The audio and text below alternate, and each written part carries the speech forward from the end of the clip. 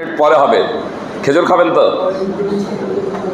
যদি খান প্রয়োজনে 5 মিনিট পরে আজান হবে, কিন্তু বক্তব্যের মাঝে খাওয়া যাবে না।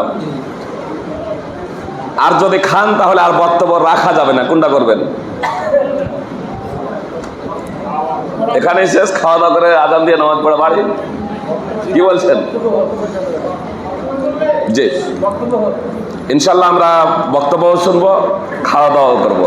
প্রয়োজনে আজান 5 মিনিট দেরিতে হবে আজকে, অসুবিধা কোথায়? আলহামদুলিল্লাহ ওয়াসসালাতু ওয়াসসালামু আলা রাসূলিল্লাহ, আম্মা বা'দ, ফাউযু বিল্লাহি মিনাশ শাইতানির রাজীম, ফালা তুতি'ল কাফিরিনা ওয়াজাহিদহুম বিহি জিহাদান কাবীরা। আলহামদুলিল্লাহ, আমরা বক্তব্য শুনছিলাম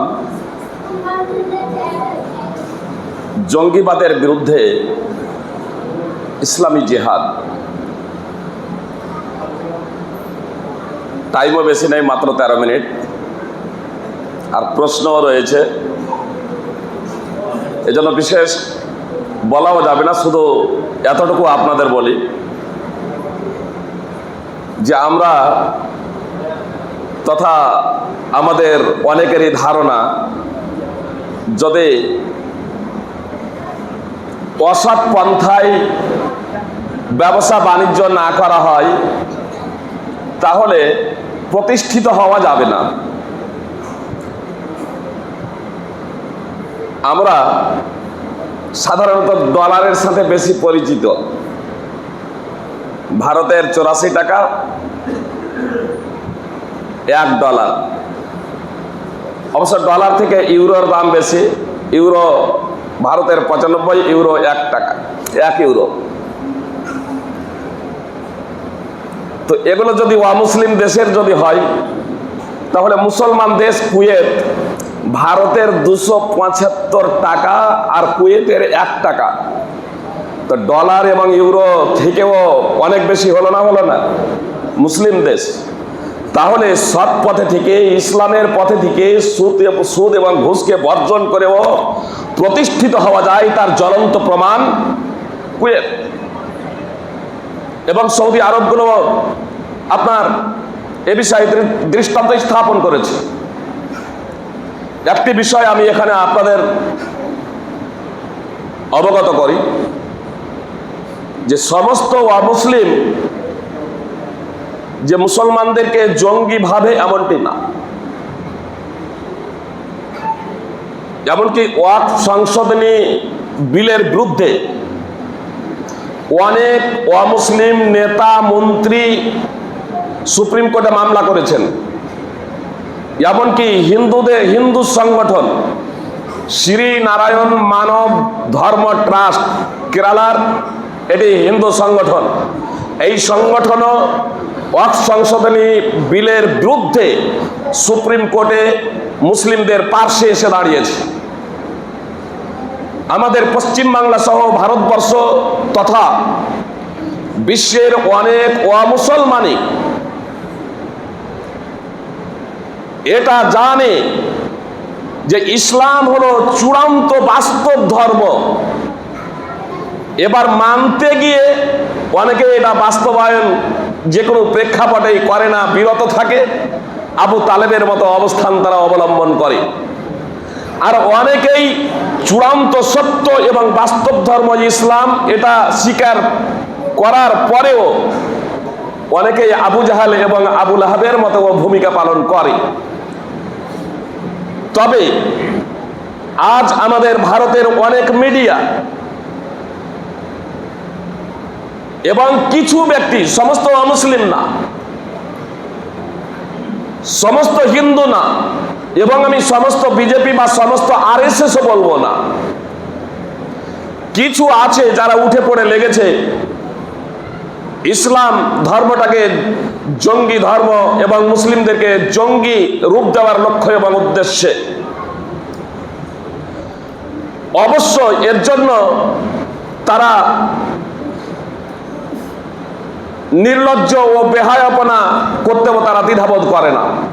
এর জন্য যারা আমরা শান্ত যারা ন্যায় এবং ইনসাফ প্রতিষ্ঠাকারী, সাধারণ মানুষ থেকে নিয়ে বুদ্ধিজীবী, আইনজীবী, নেতা, মন্ত্রী, তাদের একান্ত কর্তব্য হবে, প্রশাসনের কাছে আমাদের বিনীত অনুরোধ হবে যে যারা ষড়যন্ত্র এবং দাঙ্গা ফাসাদ, জঙ্গি সন্ত্রাসমূলক কার্যকলাপ করছে অথবা করতে উৎসাহ প্রদান করছে, তাদেরকে অ্যারেস্ট করে আইনের আওতায় এনে তাদেরকে কঠোর শাস্তি প্রদান করা। তবে তদন্তের স্বার্থে, শান্তি প্রতিষ্ঠার স্বার্থে নিরীহ মানুষদের প্রতি জুলম নির্যাতন কখনো কাম্য নয়। আজকে অনেক শুধু সন্দেহের বশবর্তীতে, জি, কেন্দ্রীয় সরকারের কাছেও আমাদের বিনীত অনুরোধ থাকবে, শুধু সন্দেহের বশবর্তীতে নয়, যে আজকে কাশ্মীরে অনেক প্রমাণিত নয়, সন্দেহের বশবর্তীতে যে হয়তো সহযোগিতা করেছে, এ হয়তো ওর সাথে সম্পর্কিত, একে কেন্দ্র করে অনেকের বাড়িকে গুড়িয়ে দেওয়া হচ্ছে। জি, আপনার মালিগাঁও বিস্ফোরণ যখন হয় আপনারা অবগত আছেন, উংলি উঠেছিল যে মুসলমানদের দিকে। দীর্ঘ তদন্তের পরে এনআইএর মাধ্যমে প্রমাণিত হয়েছে এবং সুপ্রিম কোর্টে এনআইএ আবেদনও করেছেন যে তাদের ফাঁসি হোক। আর যাদের নাম পেশ হয়েছে, বিজেপির নেত্রী সাধ্বী প্রজ্ঞা সিং ঠাকুর সহ অনেক হিন্দু, ওই এখন পর্যন্ত তাদের বাড়ি গুড়িয়ে দেওয়া হয় নাই। এ দ্বিচারিতা কেন? স্বাভাবিকভাবেই বা এইরকম জুলম নির্যাতন সইতে সইতে একটা পর্যায়ে এসে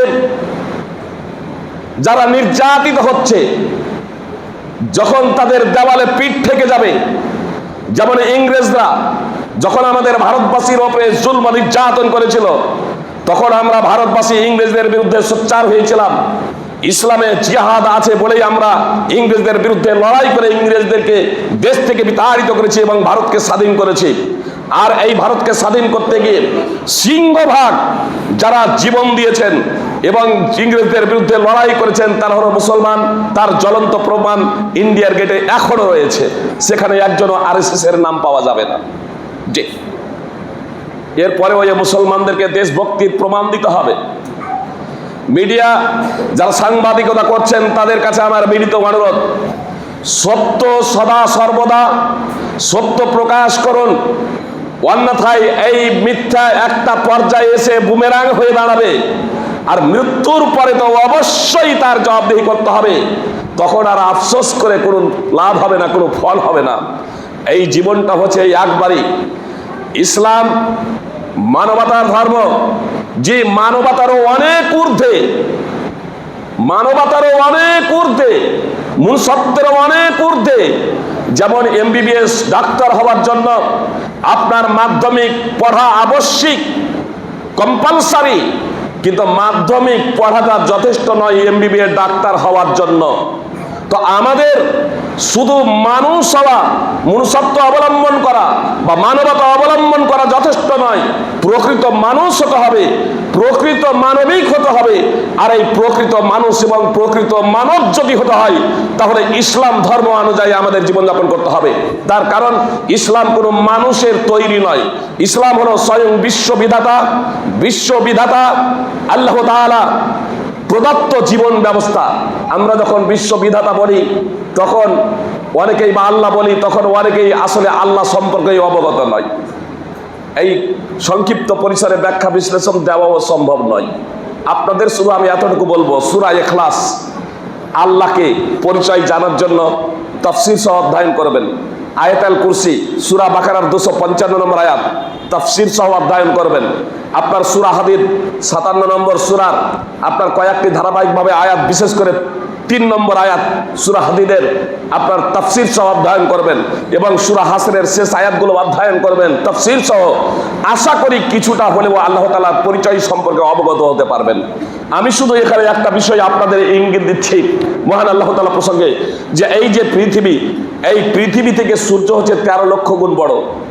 যে সূর্যকে থালার সমান দেখছেন, সেই সূর্যটা হচ্ছে পৃথিবী থেকে 13 লক্ষ গুণ বড়। বিজ্ঞানীরা বলছেন বেটেল জিউস নামে একটা নক্ষত্র আছে, সূর্য থেকেও 764 গুণ বড়। সূর্য হচ্ছে পৃথিবী থেকে 13 লক্ষ গুণ বড়। এটা বিজ্ঞানীদের কথা বলছি। আর সূর্য থেকেও বেটেল জিউস নামে একটা নক্ষত্র 764 গুণ বড়। বিজ্ঞানীরা বলছেন মহাকাশে অগণিত সূর্য থেকেও কোটি কোটি গুণ বড় নক্ষত্র রয়েছে। তাহলে সূর্য থেকেও কোটি কোটি গুণ বড় নক্ষত্র রয়েছে। যে মহান আল্লাহ তাআলা এই সূর্য, পৃথিবী, আকাশ এবং পৃথিবী সমূহ এবং অন্যান্য যাবতীয় সৃষ্টি এবং সূর্য থেকে কোটি কোটি গুণ বড় নক্ষত্র সৃষ্টি করেছেন, সেই মহান আল্লাহ তাআলা যে কুরসি, সেই কুরসিটা কত বড় জানেন? সূরা আয়াতুল কুরসি অধ্যয়ন করবেন। কুরসির আবিধানিক অর্থ কিন্তু চেয়ার। তাফসীর অধ্যয়ন করবেন। সপ্তখণ্ড আসমান এবং জমিন এবং যাবতীয় সৃষ্টি সব কিছুই কুরসি, সব কিছুকেই কুরসি পরিবেষ্টন করে আছে। কুরসির ভিতরে, কুরসির পেটে সমস্ত কিছু, কুরসি পেটে। আর এই কুরসি মুফাসসিরিনে কিরামের ভাষ্য মতে এই কুরসিটা হলো আল্লাহ তাআলার পায়ের পাতা রাখার জায়গা। কুরসি আলাদা, আরশ আলাদা। আল্লাহ আরশে আরোহণ করেছেন। সেই কুরসিটা যদি সূর্য থেকেও বড় কোটি কোটি নক্ষত্র, তো যে মহাকাশে এই নক্ষত্রগুলো আছে সেই মহাকাশ আকাশই কত বড়, 7খানা আকাশ, সেই আকাশই কত বড়, আর পৃথিবী কত বড়, এগুলো যিনি সৃষ্টি করেছেন সেই স্রষ্টা তিনি কত শক্তিশালী। শুধু একটা এ বিষয়ে আপনাদের দৃষ্টান্ত দিয়ে দিই সুপ্রিয় ভ্রাতৃবৃন্দ, যে ফিরাউন সংখ্যাগরিষ্ঠ ছিল, কিপ্তির লোক। বানি ইসরাইল সংখ্যালঘু ছিল, বানি ইসরাইল সংখ্যালঘু, আর ফিরাউন সংখ্যাগরিষ্ঠ কিপ্তির লোক। অমুসলিম যারা আছেন তারাও কথা খুব মনোযোগ দিয়ে শুনেন, তার কারণ আমাদের স্রষ্টা একজন আছেন। ফিরাউন একচ্ছত্র অধিপতি, মিশরের একচ্ছত্র নায়ক। আপনার বানি ইসরাইল সংখ্যালঘুদের উপরে জুলম নির্যাতন করত, সংখ্যালঘুদের উপরে জুলম নির্যাতন করত, নারীদেরকে ভোগ করত। আর যখন এটা অবগত হলো বানি ইসরাইলে এক পুত্র সন্তানের জন্ম হবে যার মাধ্যমে আমার সাম্রাজ্যের পতন হবে, তখন ফিরাউন গোয়েন্দা ছেড়ে দিল, লোক ছেড়ে দিল যে আজ থেকে বানি ইসরাইলে যত পুত্র জন্মগ্রহণ করবে আতুর ঘরেই হত্যা করে দিতে হবে গলা টিপে। সেই সিদ্ধান্ত অনুযায়ী আপনার এ হুকুম মিশরের মাটিতে লাগু হয়ে গেল। বানি ইসরাইলে যত পুত্র সন্তান জন্মগ্রহণ করবে তাদের আতুর ঘরেই হত্যা করে দেওয়া হবে। কিন্তু এহেন পরিস্থিতিতে আপনারা সূরা কাসাস 28 নম্বর সূরার 3 থেকে 14 নম্বর আয়াত তাফসীর সহ অধ্যয়ন করবেন। এহেন পরিস্থিতিতে মুসা আলাইহিস সালাম শুধু এই আল্লাহ তাআলা শুধু মুসা আলাইহিস সালামকে বানি ইসরাইলের সৃষ্টি করেননি, বরং বানি ইসরাইলের সৃষ্টি করলেন। আর মুসা আলাইহিস সালাম নিজের মায়ের কাছেই লালিত পালিত হলেন, নিজের মায়ের দুধ পান করলেন, আর নিজের মায়ের দুধ পান করছেন, আর ফিরাউনের কাছ থেকে পারিশ্রমিক আদায় করে নিচ্ছেন, যেখানে কিপ্তিরাও পারিশ্রমিক পেত না। যেমন মায়েরা, আমার মা বোনেরা দুধ পান করাই সন্তানদের, এর জন্য কি সরকার পারিশ্রমিক দেয়? এর জন্য সরকার পারিশ্রমিক দেয় না। যেখানে ফিরাউন ঘোষণা করেছিল বানি ইসরাইলের পুত্র সন্তানদের হত্যা করবে, এহেন পরিস্থিতিতে আল্লাহ তাআলা কত মহাশক্তিধর এবং সুকৌশলী যে আল্লাহ তাআলা সেই অবস্থায় মুসা আলাইহিস সালামকে বানি ইসরাইলের শুধু সৃষ্টি করেই ক্ষান্ত হননি, বরং আল্লাহ তাআলা মুসা আলাইহিস সালামকে বানি ইসরাইলের সৃষ্টি করে নিজের মায়েরই দুধ পান করালেন, আর ফিরাউনের রাজ দরবার থেকে পারিশ্রমিক আদায় করিয়ে দিলেন।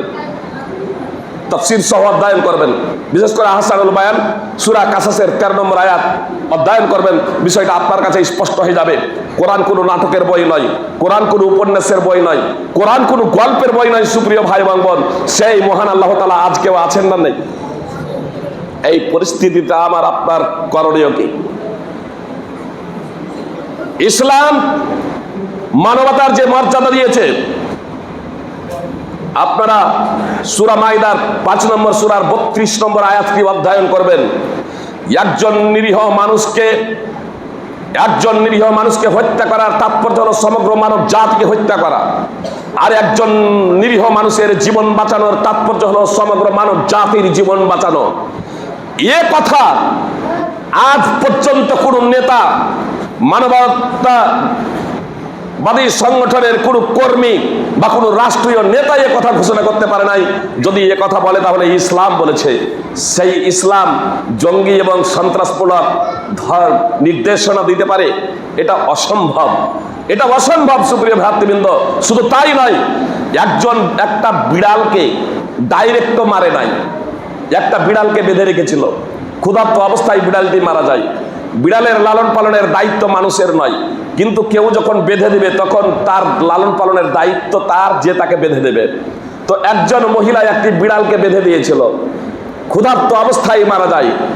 আল্লাহর নবী সাল্লাল্লাহু আলাইহি সাল্লাম বলছেন ফাদাখালা ফিহান নার, এই বিড়ালের কারণে এই মহিলাটি জাহান্নামে যাবে। সহিহ বুখারী এবং মুসলিমের হাদিস। ইমাম নওয়াবী রাহিমাহুল্লাহ সহিহ মুসলিমের অত্র হাদিসের ভাষ্যে লিখছেন যে এই মহিলাটি মুসলমান ছিল। কেন?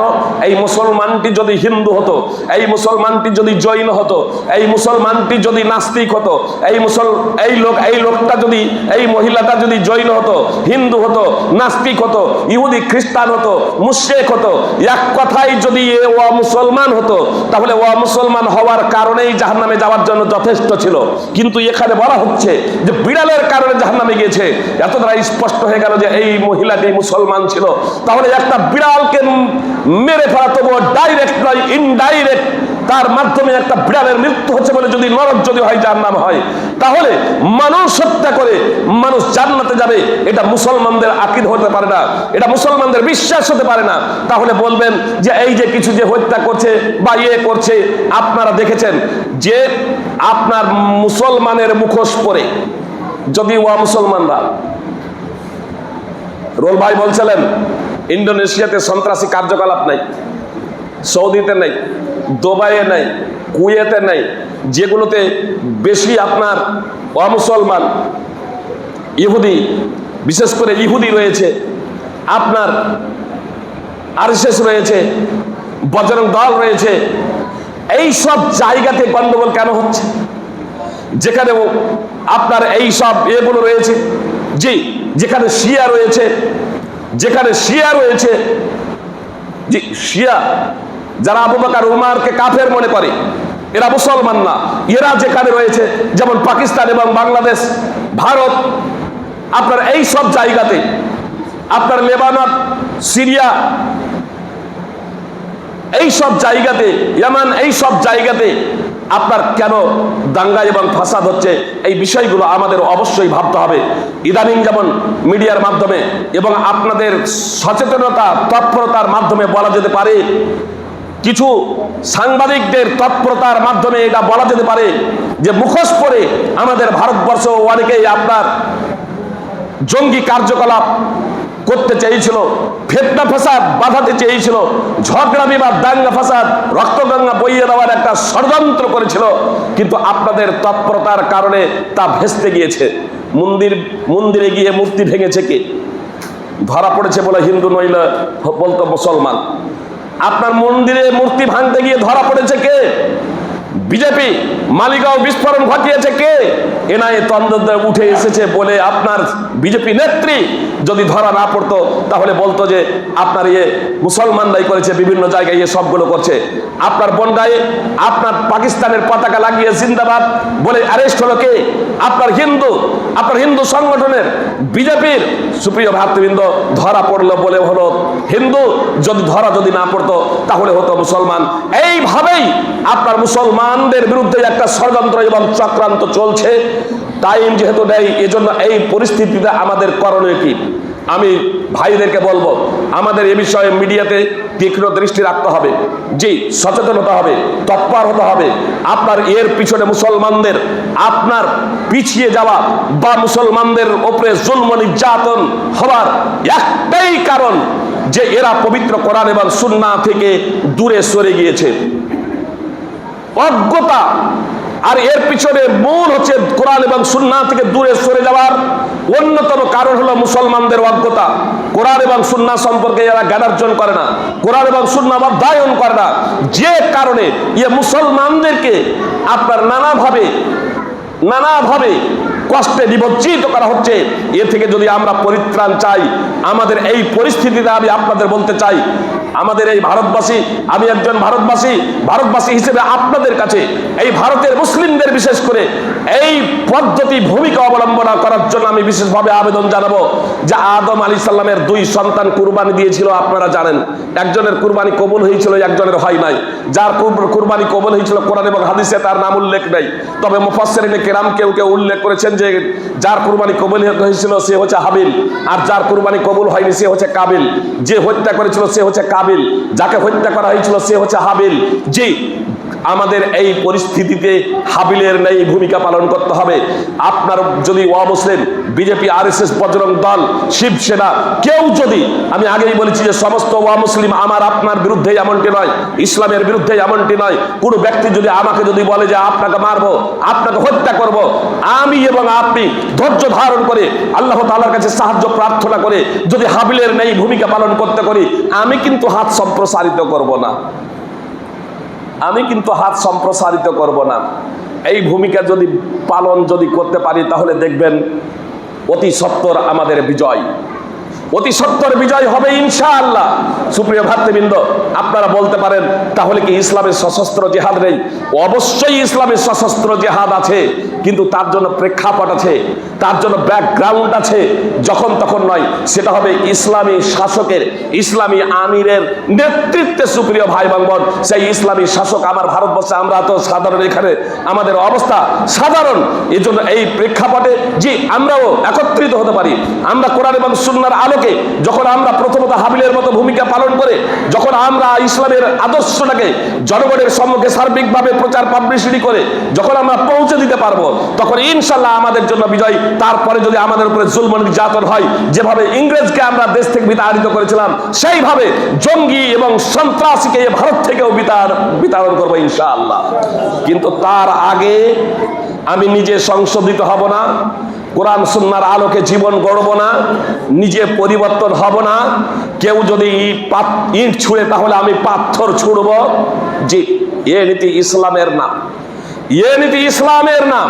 মুহাম্মদ সাল্লাল্লাহু আলাইহি ওয়াসাল্লাম স্পষ্টভাবে বলেছেন, ইন্নামাল ইমামু জুন্নাহ ইউকাতালু মিন ওয়ারাইহি ওয়া ইউত্তাকা বিহি। নিশ্চয়ই ইসলামী শাসক হলো ঢাল স্বরূপ, তার নেতৃত্বে লড়াই হবে, আর তার মাধ্যমেই বাঁচাই হবে। আল্লাহ তাআলা আমাদের প্রকৃত অর্থেই মূল বিষয়টা বোঝার তৌফিক দান করেন, কোরআন এবং হাদিস অনুযায়ী চলার আমাদের তৌফিক দান করেন, আমিন। সুপ্রিয় ভ্রাতৃবৃন্দ, টাইম একটু আমি বেশি নিয়েছি, এবারে এখানে বক্তব্য শেষ। আর আপনারা যদি বলেন 2-1টা প্রশ্ন করবো তাহলে করতে পারেন, কিন্তু একটু বিলম্ব হবে, মানে প্রশ্ন করলে তো বিলম্ব হবে। অবশ্য এবার যেহেতু প্রশ্ন উত্তর দিতে পারেন, দিয়ে দেন, তাহলে এই 5 মিনিটের মধ্যে একসাথে সব হয়ে যাবে ইনশাল্লাহ। প্রশ্ন 3টে চলে এসছে। জি, প্রশ্ন, বেনামাজির সাথে ভাগা কোরবানি দেওয়া যাবে কিনা? সুপ্রিয় ভ্রাতৃবৃন্দ, প্রশ্ন এসেছে বেনামাজির সাথে ভাগা কোরবানি দেওয়া যাবে কিনা। প্রথম নম্বর কথা হচ্ছে যে কোরবানি একাই দেওয়াটা হচ্ছে উত্তম। গরু এবং উটে ভাগে কোরবানি দেওয়া জায়েজ, একাই দেওয়াটা হচ্ছে উত্তম, এটা মাথায় রাখবেন। গরুতে সর্বোচ্চ 7, উটে সর্বোচ্চ 10, ভাগাভাগিতে জায়েজ, একাই উত্তম। এখন প্রশ্ন হচ্ছে যে বেনামাজির সাথে ভাগে কুরবানি দেওয়া যাবে কিনা। যদি সৌদি ফতোয়া কমিটির মুফতিগণের ফতোয়া যদি বলেন সেখানে বাদ সহ, তাহলে তাদের মতে যাবে না।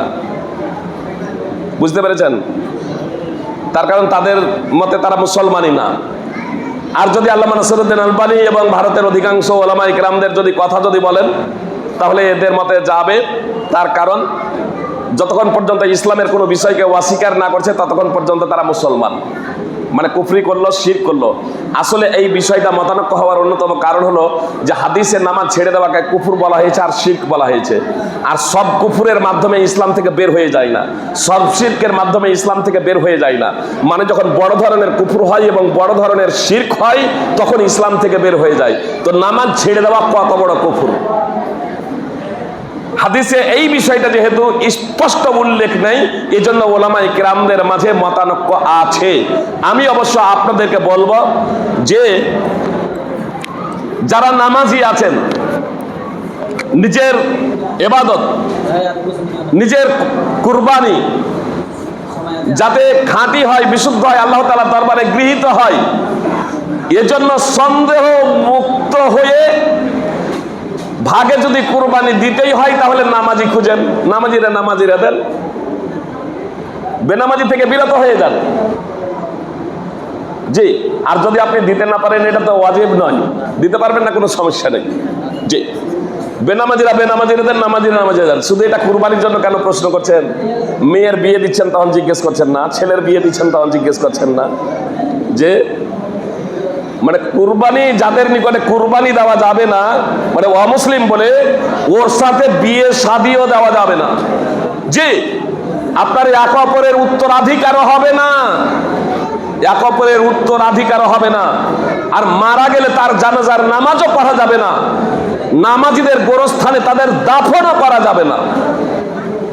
তো আমরা বিয়ে শাদিও দেব, গোরস্থানেও থাকবো, সমস্ত কিছু করব, কিছু কিছু ক্ষেত্রে শুধু আমরা প্রশ্ন করি ফেতরা নেওয়া যাবে?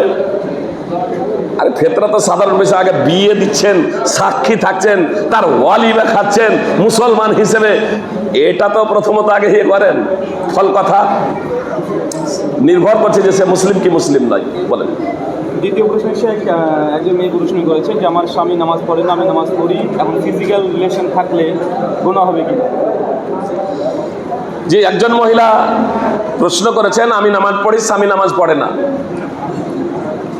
তার সাথে শারীরিক সম্পর্কে লিপ্ত হলে আমার কি পাপ হবে, গুনাহ হবে? যদি মনে করেন যে স্বামী, ঘুরে ওই একই জায়গায় প্রশ্নের উত্তর যাবে। যদি বলেন যে স্বামী তাহলে কোনো সমস্যা নেই, আর যদি বলেন যে স্বামী নয় তাহলে এই সমস্যা। মানে যদি মুসলমান ওকে না ভাবেন সৌদি ফতোয়া কমিটির ফতোয়া অনুযায়ী, তাহলে তার সাথে শারীরিক সম্পর্ক করা যাবে না, মানে সে আপনার স্বামীই নয়, সে পরপুরুষ। আর যদি আমাদের ইন্ডিয়া তথা আল্লামা নাসিরউদ্দিন আলবানীর ফতোয়া অনুযায়ী বলেন যে না, সে মহাপাপী মুসলমান, তাহলে কোনো সমস্যা নেই। অবশ্য আমার বোনকে বলবো যে অবশ্যই স্বামীর ওপরে আপনার সাধ্য অনুযায়ী, আপনি যেহেতু স্ত্রী, স্বামীর ওপরে অতটা চাপ প্রয়োগ করতে পারবেন না, তাহলে বুঝিয়ে যতটা সম্ভব হয় আপনি তাকে দিনদার বানানোর সার্বিক প্রচেষ্টা করেন। আল্লাহ তাআলা আপনাকে সুমতি দান করুক, আপনাকে সফল করুক আপনার কাজে। আমিন। কুরবানির পশুর চামড়া বিক্রি করা যাবে কি? কুরবানির পশুর চামড়া বিক্রি করা যাবে কি? শেষ প্রশ্ন। কুরবানির চামড়ার পশু বিক্রি করা যাবে কি? আমি কুরবানি দিচ্ছি, কুরবানির চামড়া বিক্রি করে যদি আমি ভোগ করব মনে করি, তাহলে এটা নাজায়েজ, হারাম। বিষয়টা বোঝার প্রচেষ্টা করেন। কুরবানি চামড়া বিক্রি করে আমি ভোগ করব, তাহলে সেটা নাজায়েজ। মানে কুরবানির কোনো কিছুই বিক্রি করা যাবে না। কুরবানির চামড়া যদি আমি নিজে ব্যবহার করি, ব্যবহার করতে পারি, যেমন কুরবানির মাংস আমি নিজে ব্যবহার করছি। এবার কুরবানির চামড়া যদি আমি ব্যবহার না করি, অন্যজনকে দিয়ে দিলাম, জি অন্যজনকে দিয়ে দিলাম, আর তারপরে সে বিক্রি করলো, তাহলে কোনো সমস্যা নেই। মানে বিক্রি করে আমরা ব্যক্তিগত, এক কথায় বিক্রি করে আমরা ব্যক্তিগতভাবে ব্যক্তিগত জীবনে প্রয়োগ না করে, বরং সেটা মাদ্রাসা, অনাথ, সামাজিক, জনকল্যাণমূলক খাতে যদি আমরা তা খরচ করি, তাহলে কোনো সমস্যা নেই ইনশাআল্লাহ। আল্লাহ তাআলা আমাদেরকে প্রকৃত অর্থেই মুসলিম হওয়ার তথা পবিত্র করার এবং সুন্নাহ অনুযায়ী জীবনযাপন করার তৌফিক দান করেন। আমিন। আপনারা যারা আজকের সবাই অংশগ্রহণ করেছেন, তাদের সকলের জন্য আল্লাহ তাআলার কাছে মাগফিরাত, ক্ষমা প্রার্থনা কামনা করি। আপনাদের কাছে আমার তথা আমাদের বিনীত অনুরোধ যে ইসলামের বাণীকে সার্বিকভাবে প্রচার এবং প্রসার করে দিন। আর আমাদের বিশেষ করে যুব সম্প্রদায়কে আমি বলতে চাই যে আপনাদের নেটে লেখার ব্যাপারে আপনার অ্যাক্টিভ থাকতে হবে। অবশ্য না জেনে শুনে কোনো কিছু লিখবেন না, না জেনে শুনে কোনো কিছু শেয়ার করবেন না। জি, দেশ বিরোধী কোনো কথা নিজেও লিখবেন না, কেউ লিখেছে সেটা শেয়ারও করবেন না। সাম্প্রদায়িক সম্প্রীতি বিনষ্ট হয় এই ধরনের কোনো কথা লিখবেন না, প্রচার পাবলিসিটি করবেন না। আল্লাহ তাআলা আমাদের সকলকে পবিত্র কোরআন এবং সুন্নাহ যথাযথভাবে বুঝে সে অনুযায়ী জীবনযাপন করার তৌফিক দান করেন। আমিন। আসসালামু আলাইকুম ওয়া রাহমাতুল্লাহি ওয়া বারাকাতুহু।